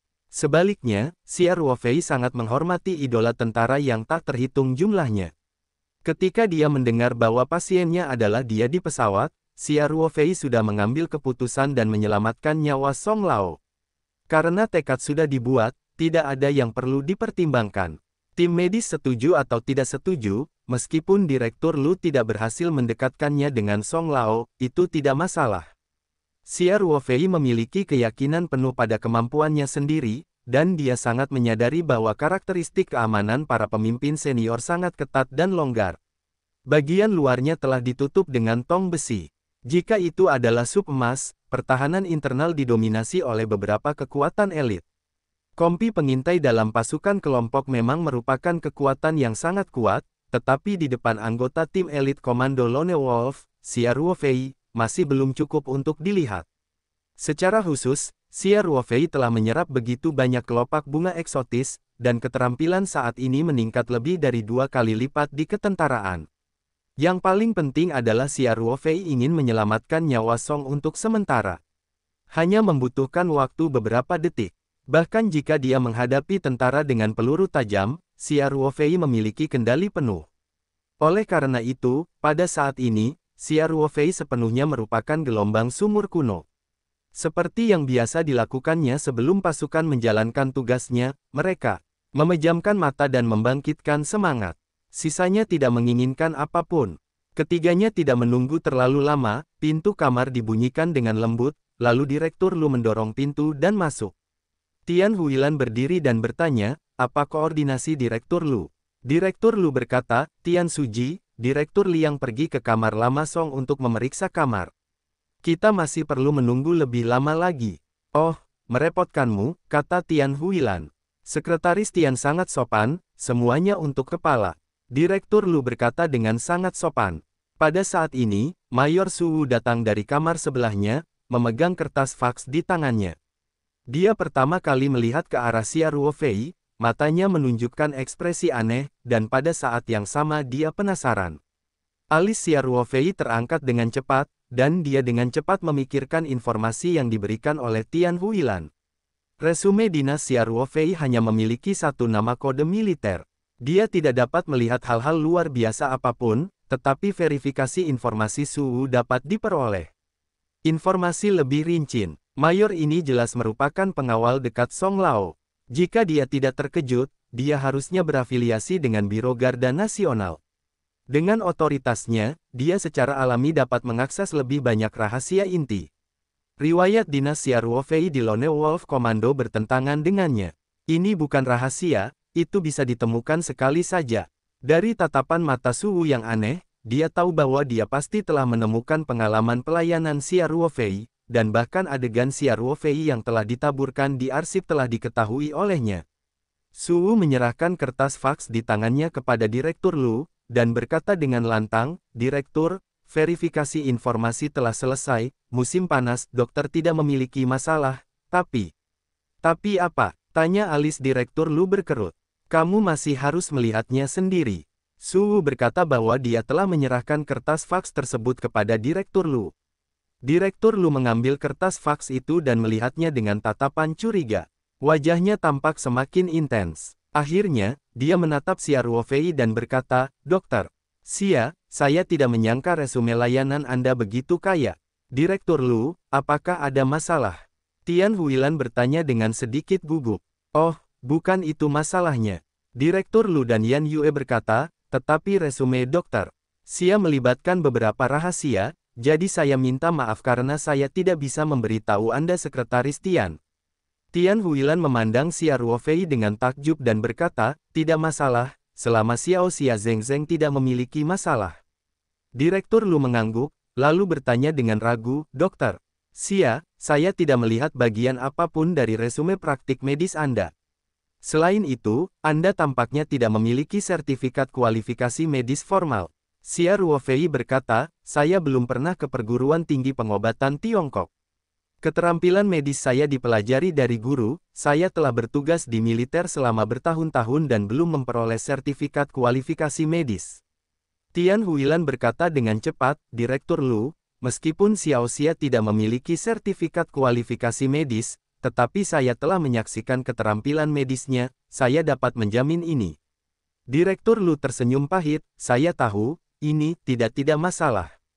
Faktanya, dalam pandangannya, terlepas dari apakah Xia Ruofei memiliki sertifikat kualifikasi medis, sebenarnya sama saja. Liang Haitao tidak bisa membiarkan orang lain menyentuh bisnisnya, apalagi Xia Ruofei masih seorang praktisi pengobatan Tiongkok yang masih muda. Liang Haitao adalah pengobatan Tiongkok yang paling dibenci, dan berpikir bahwa itu adalah ilmu sihir yang merupakan dewa hantu. Hanya beberapa orang yang berbicara, ada langkah kaki di koridor, dan beberapa orang berjas putih datang. Tak lama kemudian beberapa orang berjalan menuju pintu kamar. Salah satu dokter, yang berusia sekitar 30 tahun, berhenti dan memandang Tian Huilan 3 kali. Direktur Lu menyapa, Direktur Liang, apakah Anda sudah memeriksa kamarnya? Ternyata ini adalah ketua tim medis Liang Haitao. Xia Ruofei memandangnya dan melihat bahwa sutradara Liang memiliki wajah putih, dengan kacamata tanpa batas, dan rambutnya halus dan halus. Sejujurnya, penampilan Liang Haitao relatif tampan, tetapi Xia Ruofei selalu merasa bahwa ia memiliki ki feminin, terutama matanya, yang membuat orang merasa tidak nyaman. Liang Haitao sedikit mengangguk dan bertanya, Direktur Lu, apa ini? Direktur Lu dengan cepat berkata, oh, Direktur Liang, saya ingin memperkenalkan Anda pada hal ini. Ini adalah Komite Tetap Komite Partai Provinsi Tenggara, catatan buku Partai Kota Sanshan Tian Huilan, Sekretaris Huilan, ini adalah kepala pemimpin tim medis ahli Liang Haitao. Petik 2. Tian Huilan menunjukkan senyum anggun dan mengangguk kepada Liang Haitao. Halo Direktur Liang. Liang Haitao tidak berpikir bahwa wanita yang tampak seperti wanita yang terawat baik itu sebenarnya wakil anggota tingkat provinsi dan kementerian. Warna arogannya juga sedikit menyatu. Dia berkata, ternyata itu Sekretaris Tian. Halo. Direktur Lu bertanya, Direktur Liang, bagaimana situasi dengan para kepala? Mengerutkan kening dan mengunci, tidak terlalu optimis. Jenis kanker yang telah menyebar ke seluruh tubuh ini memiliki prognosis yang buruk, dan karena pengaruh sel kanker, Panglima Tentara sudah menunjukkan tanda-tanda kegagalan banyak organ. Direktur Lu tampak canggung dan bertanya, Direktur Liang, apakah ada cara? Liang Haitao menggelengkan kepalanya, dari sudut pandang medis, kondisi kepala pasien telah memasuki keadaan yang tidak dapat diubah. Direktur Lu sebenarnya sudah mengetahui jawabannya sejak lama, tapi dia tidak bisa menahan ekspresi sedihnya. Kemudian dia ragu-ragu sejenak dan mengambil keputusan. Dia berkata, Direktur Liang, Tuan Xia ini adalah seorang dokter yang dibawa oleh Tian Suji secara pribadi. Saya ingin memintanya untuk memeriksa kepalanya lagi. Liang Haitao tertegun begitu mendengarnya. Dia menatap Direktur Lu selama beberapa detik, lalu memandang Xia Ruofei dan berkata, Direktur Lu, apakah Anda yakin bercanda dengan saya? Direktur Liang, saya sangat serius. Direktur Lu berkata, situasi kepala-kepala saat ini bukan lagi situasi yang lebih buruk. Dokter, Xia memiliki pengalaman dalam pengobatan kanker hati, jadi saya berharap untuk membiarkannya pergi ke kepala. Periksa. Direktur Lu tidak berani mengatakan pengobatan Tiongkok sejak awal karena dia mengetahui keluhan antara Liang Haitao dan komunitas pengobatan Tiongkok. Bising, Liang Haitao berteriak, apakah menurut Anda itu adalah permainan bagi kepala untuk memeriksa pengobatannya? Apalagi yang dilakukan tim medis ahli kami. Level Direktur Lu sudah pada level resmi, dan masih menjadi sekretaris lama Song Lao. Liang Haitao tidak meninggalkan muka sama sekali, dan pembukaannya biasanya sesuai dengan latihan. Terlihat bahwa kecerdasan emosional orang tersebut juga sangat rendah. Tentu saja, tidak menutup kemungkinan dia telah memutuskan bahwa penyakit Song Lao saja tidak cukup. Lu ditakdirkan untuk keluar dari politik, jadi dia berani menjadi sombong. Direktur Lu tidak dapat lagi menahan wajahnya dan berkata, Direktur Liang, saya tidak menyangkal pekerjaan kelompok ahli. Situasi saat ini adalah kelompok ahli tidak memiliki rencana perawatan yang baik. Mengapa Anda tidak membiarkan Xia dokter mencobanya? Cobalah. Liang Haitao berkata dengan dingin, cobalah. Berapa umur Song? Kucing dan anjing jenis apa yang bisa datang dan mencoba? Perawatan. Kesehatan kepala adalah sebuah sistem. Anda adalah sekretaris pribadi Song Lao. Bukankah kamu bahkan memahami ini? Tian Huilan tidak bisa menahan alisnya. Dia mendengar tentang tuan muda dari keluarga Liang, tetapi hari ini dia melihatnya dan menemukan bahwa rumor tersebut benar-benar lebih baik. Xia Ruofei, tapi dia secara pribadi membawanya, Liang Haitao berkata di depan wajahnya, seekor kucing dan anjing, sangat jelek, artinya, tidak ada wajah yang tersisa untuknya. Suaranya berkata dengan dingin, Direktur Liang, apa maksud Anda? Saya Tian Huilan sengaja datang untuk membunuh Song Lao Jiao. Liang Haitao berkata dengan dingin, jangan berani, Tian Suji secara alami tidak akan membunuh hati Song Lao, tetapi sulit untuk melindungi orang agar tidak dibutakan. Xia Ruofei berkata dengan tenang, sehubungan dengan resume saya, Direktur Lu telah melakukan peninjauan yang ketat. Saya pikir tidak perlu melaporkannya lagi kepada Direktur Liang. Tinjauan politik tampaknya bukan ruang lingkup tim medis. Petik 2. Xia Ruofei berhenti dan berkata, selain itu, ketika pengobatan Barat sedang mengalami kerugian, mencoba pengobatan Tiongkok adalah pilihan yang akan diambil oleh pasien biasa. Mengapa Direktur Liang sebagai dokter kepala dewa menolak dengan tegas? Ketika Liang Haitao mendengar kata pengobatan Tiongkok, dia tiba-tiba membuka matanya. Dia menatap Xia Ruofei dan bertanya, bagaimana menurut Anda? Pengobatan Tiongkok, apakah Anda seorang praktisi pengobatan Tiongkok? Ya. Xia Ruofei berkata dengan tenang. Liang Haitao dengan kasar menoleh ke arah Direktur Lu dan berkata, Lao Lu, menurutku kamu gila. Kamu pandai membuat klaim dari luar untuk menemui dokter, aku tidak akan mengatakannya padamu, tetapi kamu benar-benar menemukan obat Tiongkok dokter dan masih seorang dokter pengobatan Tiongkok yang tidak berambut panjang. Tanpa menunggu wajah jelek Direktur Lu, Xia Ruofei memimpin dengan membuka mulut. Direktur Liang, pengobatan Tiongkok adalah dengan berpura-pura menjadi hantu. Ini tidak seperti kepala dokter yang telah dididik oleh pendidikan kedokteran yang lebih tinggi. Direktur Lu jelek dan jelek. Dia tidak ingin Xia Ruofei memiliki konflik serius dengan tuan muda yang menakutkan dari latar belakang ini. Terutama setelah melihat resume Xia Ruofei, dia bahkan melahirkan kesan yang baik dan rasa hormat terhadap pemuda ini, jadi dia juga terus-menerus menatap mata Xia Ruofei. Namun, Xia Ruofei pura-pura tidak melihat, dan terus berkata, jika pengobatan Tiongkok berpura-pura menjadi hantu, maka ribuan rumah sakit pengobatan Tiongkok dan sekolah pengobatan Tiongkok di Tiongkok seharusnya dilarang oleh negara. Itu adalah aktivitas tahayul feodal. Liang Haitao mencibir, bukankah itu hantu? Saya dapat mendiagnosis penyakit ini dengan menyentuh denyut nadi. Bagaimana dengan peralatan medis yang mahal? CT, X-ray, dan resonansi magnetik nuklir semuanya dapat dihilangkan. Dan kulit akar rumput itu bisakah saya menyembuhkan penyakitnya? Siapa yang tahu bahan apa yang ada di sana?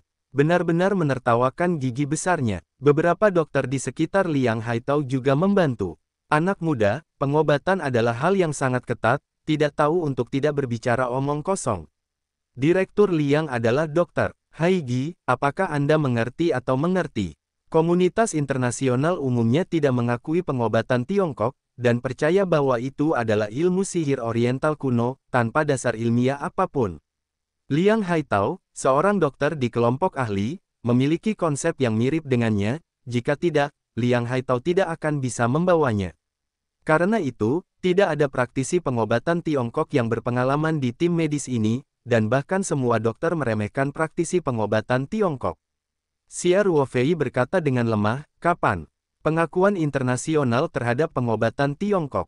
Banyak atlet asing terkenal menyukai bekam pengobatan Tiongkok. Ini bukan kata Xia Ruofei, termasuk perenang terkenal PLPS, pesenam Nardo dan juara Olimpiade Kafulin sangat tertarik dengan pengobatan Tiongkok bekam. Nardo juga mengatakan kepada media bahwa bekam adalah senjata rahasianya untuk tetap sehat. Efeknya lebih baik dibandingkan pengobatan apapun yang pernah dilakukan sebelumnya. Xia Ruofei melanjutkan dengan mengatakan, beberapa media asing asteris dengan sengaja berspekulasi tentang teori pseudo-ilmiah pengobatan Tiongkok. Sebagai keturunan dinasti Yan dan Huang, Anda benar-benar mengikuti geng. Mentalitas apa ini? Siapapun yang ada di dalamnya ruangan yang naik beberapa kali mungkin tidak memiliki kesempatan untuk menerima pengobatan barat. Pengobatan, lalu mereka masih bisa hidup dengan baik, dan mereka penuh dengan daun dan cucu. Xia Ruofei adalah orang yang paling tidak bisa dipahami yang memuja orang asing dan menyayangi leluhur. Ketika dia melihat Liang Haitao dan wajah para dokter, dia tidak bisa menahan diri. Lancang, bagaimana caramu berbicara dengan Direktur Liang? Ini benar-benar tidak besar atau kecil, saya tidak tahu aturannya. Para dokter itu dipenuhi amarah. Dan Liang Haitao juga berwajah besi dan biru, dengan dingin berkata, tidak ada yang perlu dikatakan kepada orang bodohmu. Kemudian Liang Haitao berkata kepada Direktur Lu, Lao Lu, selama saya adalah pemimpin tim ahli, saya tidak akan pernah membiarkan orang-orang yang menipu serta menyelinap mendekati Song Lao. Atas intervensi Anda dalam pekerjaan medis dari kelompok ahli, saya akan pergi ke kelompok atas menenun kebenaran. Anda menunggu untuk dihukum. Setelah itu, Liang Haitao memandang Xia Ruofei dengan dingin dan berkata, ayo pergi. Saat ini, Xia Ruofei bertanya, Direktur Lu, bolehkah saya bertanya apakah anak-anak Song Lao ada di sana? Direktur Lu berkata sambil menghela nafas lega, situasi ketua pagi hari telah memburuk secara drastis. Saya sudah memberi tahu anak-anaknya, tetapi kebanyakan dari mereka telah menduduki posisi penting di berbagai tempat dan harus melalui formalitas cuti, dan lalu lintas di Hongzhou tidak senyaman ibu kota, jadi mereka masih sementara dalam perjalanan untuk mengejar ketinggalan. Nyatanya, Tian Huilan mendapat kabar tersebut hampir di waktu yang bersamaan, dan langsung menghubungi Xia Ruofei. Namun, dia ingin membawa Xia Ruofei ke perawatan Song Lao sesegera mungkin, dan mengoordinasikan berbagai aspek militer, sehingga anak-anak yang lebih awal dari Song Lao bergegas ke Hongzhou. Setelah pengumuman, Direktur Lu bertanya, Dokter Xia, apa yang Anda tanyakan? Xia Ruofei melirik Liang Haitao dan berkata dengan lemah, tidak ada, Tapi menurutku apakah Song Lao menerima pengobatan-pengobatan Tiongkok harus diputuskan oleh anak-anaknya, bukan yang disebut dokter kelompok ahli. Liang Haitao, yang sudah melangkah keluar, mendengar kata-katanya dan berhenti untuk mencibir. Itu sangat bodoh. Apakah menurutmu Song adalah orang biasa? Juga diputuskan oleh anak-anak. Sejujurnya, bahkan anak-anak Song yang sudah tua ingin mengunjunginya, harus melalui izinku. Setelah itu, Liang Haitao berbalik dan pergi. Saat ini, peringatan keras terdengar di koridor. Wajah Direktur Lu tiba-tiba berubah dan berkata, tidak bagus.